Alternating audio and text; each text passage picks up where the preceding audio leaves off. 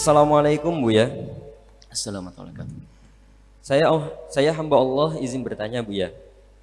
Buya, sekarang sedang semarak di mana-mana berita tentang polisi yang saling membunuh atau polisi yang ingin membunuh istrinya. Saya merasa kenapa kok semakin kacau keadaan pemerintah sekarang. Bukannya melindungi rakyat, malah anggota polisi sibuk sendiri dengan masalah mereka. Sebagai masyarakat harus bagaimana menyikapinya Buya? Mohon pencerahannya Buya. Terima kasih. Wassalamualaikum warahmatullahi wabarakatuh. Waalaikumsalam warahmatullahi wabarakatuh. Kita itu sering di dalam melihat sebuah kenyataan itu bukan dengan kerinduan untuk membuat perubahan kebaikan, atau bukan untuk pelajaran agar kita sadar, agar kita menjadi lebih baik. Itu banyak kita lakukan. Yang ada biasanya kita itu pandai menghujat. Kalau misalnya ada polisi berantem terus, ada polisi berantem, bukan berarti kepolisian jelek, jangan begitu dong. Oh, polisi seharusnya ngayomi kok berantem terus lah. Yang berantem hanya beberapa orang saja. Kita ini sering punya pandangan picik. Kalau kasus bunuh-membunuh bukan saja polisi, ada kok. Di daerah mana itu anak bunuh ibunya, barusan berita saya dengar. Saudara bunuh saudara, bukan polisi juga. Ya kan begitu. Bahkan tidak ada hubungannya dengan pemerintahan dan sebagainya. Jadi kita supaya begini loh, jangan gampang-gampang kita itu menilai. Termasuk misalnya ada berita tentang waktu itu ada pondok pesantren, misalnya ada salah satu oknum ustadznya melakukan ini. Jangan langsung mengatakan pondok jelek. Ini juga nggak benar juga. Ada polisi bunuh langsung kepolisian jelek. Ini adalah orang-orang picik. Mereka semuanya itu adalah manusia yang mungkin salah. Kalau yang salah ya kita katakan salah, tapi jangan langsung dipukul rata begitu. Hanya karena masalah saya tidak cocok dengan misal pemerintahan misalnya.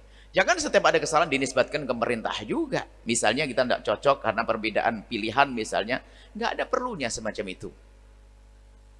Kita harus jadi orang yang adil. Kebaikan-kebaikan kita sanjung, kita akui. Kalau ada ketidakbaikan ya kita rubah bersama dan sebagainya. Jangan segala sesuatu dihubungkan dengan lawan politik, perselisih ini.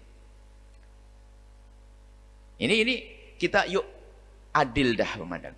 Yang jelas hari ini bermacam-macam faktor orang begitu mudah bermusuhan, depresi dan sebagainya. Kita tidak melihat misalnya tentang tatanan di sebuah negara, bukan itu saja. Kalau misalnya ada, bisa jadi media sosial yang macam-macam menampilkan hal yang aneh-aneh, contoh-contoh yang tidak baik dan sebagainya, lalu menjadikan orang jarang silaturahmi, jarang sambung hati, jauhnya dari agama dan seterusnya. Itu bisa saja. Jadi satu maksud kami adalah jangan kita punya kebiasaan kalau melihat sesuatu yang tidak baik di satu perkumpulan, satu orang jangan langsung dipukul rata. Ini kami tidak membatasi urusan agama Islam saja, bukan. Misalnya ada pembunuhan, seorang Nasrani membunuh seorang Nasrani juga di gereja. Ya kita tidak boleh mengatakan memang gereja mengajarkan pembunuhannya, nggak boleh juga. Kita harus adil dong, orang Muslim itu adil. Nggak langsung kita mengekspos memang begitulah, inilah gereja. Ini kita jadi ahli fitnah juga. Ini perbedaan-perbedaan itu tidak boleh menjadikan kita tidak jujur. Perbedaan-perbedaan tidak boleh kita menfitnah.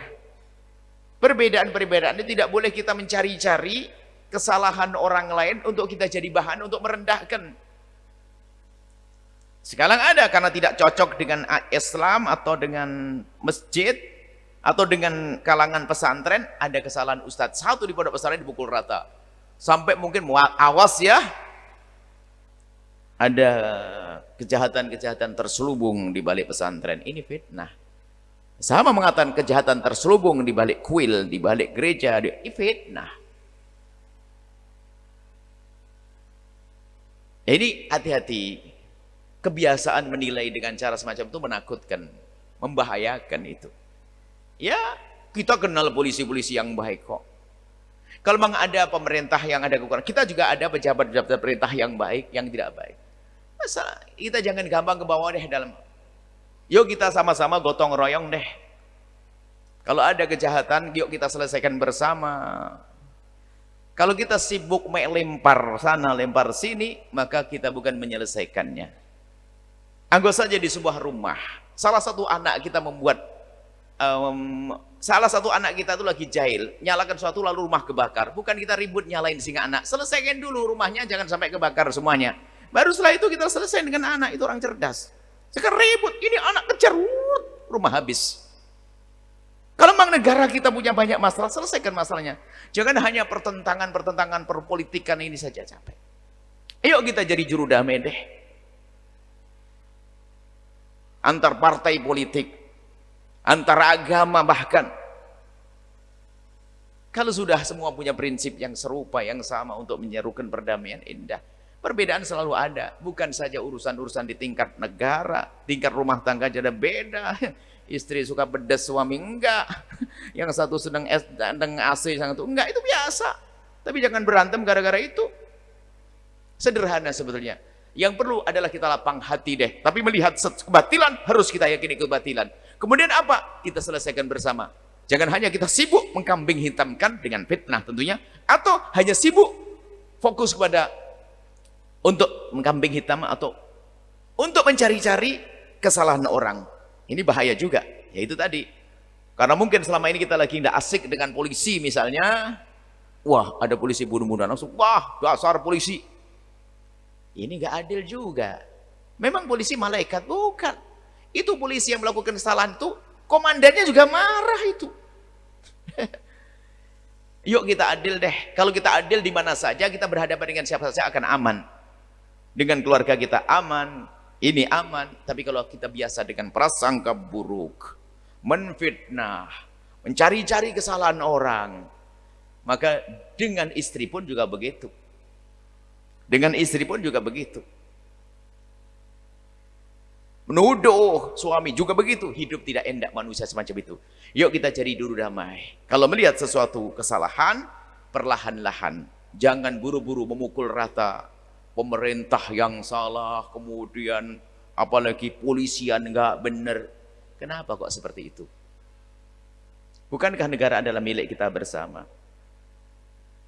Harus kita selesaikan bersama problem-problem itu. Kita ingin damai deh. Kalau mau, oh tapi di pemerintah kan ada yang jahat, juga ada yang baik kok. Sama di kampung kita, di keluarga kita pun begitu kan. Biasanya orang itu lihat, dikuasai dengan hawa nafsu sudah. Memandang, bahkan karena hatinya sudah jelek, itu, kalau ketemu lawan politik yang baik itu doanya apa? Semoga dia korupsi biar nanti dipecat. Ajib, doain orang korupsi. Karena dia lawan saya. Semoga dia kepleset. Ustadz yang jahat juga begitu. Ustadz yang nggak benar hatinya. Ustadz sebelah itu masyhur pondoknya rame. Doanya apa? Semoga Ustadz ini cabul, besok ditangkap polisi, pondoknya bubar. Bisa saja dia niat jelek begitu. Karena hatinya kotor kok. Ini bahaya banget. Tapi orang punya iman. Kalau melihat kejahatan, berdoa ya Allah. Hentikan kejahatan, ampuni orang yang selesai. Jadi jangan biasa kita melihat orang dengan negatifnya saja, apalagi mencari-cari, itu bahaya banget. Nah itulah yang menjadikan negeri ini menjadi carut-marut, menjadi wah banyak pertentangan karena munculnya manusia-manusia begitu. Kadang kita sedih, kita mendapat video ini, wah orang menjelek-jelekan ini, ajib. Dia itu lahir di mana, dari perut apa, kayak begitu kan? Kok ada hidupnya begitu? Ngajari permusuhan. Saya juga nggak senang kok ada orang Islam kerjaannya tiba menfitnah. Nggak boleh hidup memfitnah di luar Islam. Bercerita tentang luar Islam tapi dengan dusta nggak benar juga. Seorang Muslim cerita tentang Nasrani, tentang ini tapi dengan dusta juga nggak benar. Begitu juga ada orang menjelekkan Islam dengan dusta. Nggak usahlah. Kalau orang yang jujur, benar, yuk kalau kita korek kekurangan kita masing-masing. kemudian berbenah. Kalau ada kita kesalahan bersama, yuk kita benahi bersama-sama. Atau kesalahan saudara kita di tengah-tengah kebersamaan, jangan sibuk kita hanya menyalahkan yang salah, akan tapi yuk kita selesaikan juga permasalahannya. Itu loh, indah semuanya. Semoga Allah menjaga hati kita. Semoga Allah menjaga perkumpulan kita, negeri kita damai, menuju kedamaian nanti di akhirat bagi ahli la ilallah. Dan semoga Allah menjadikan kita hamba yang saling mencintai karena Allah. Wallahu a'lam bishawab. Sahabat Al-Bahjah TV, setelah menyaksikan video ini, jangan lupa bersolawat kepada baginda Nabi Muhammad. Shollu ala Nabi Muhammad. Allahumma sholli alaihi wa ala alihi wa sahbihi. Wassalamualaikum warahmatullahi wabarakatuh.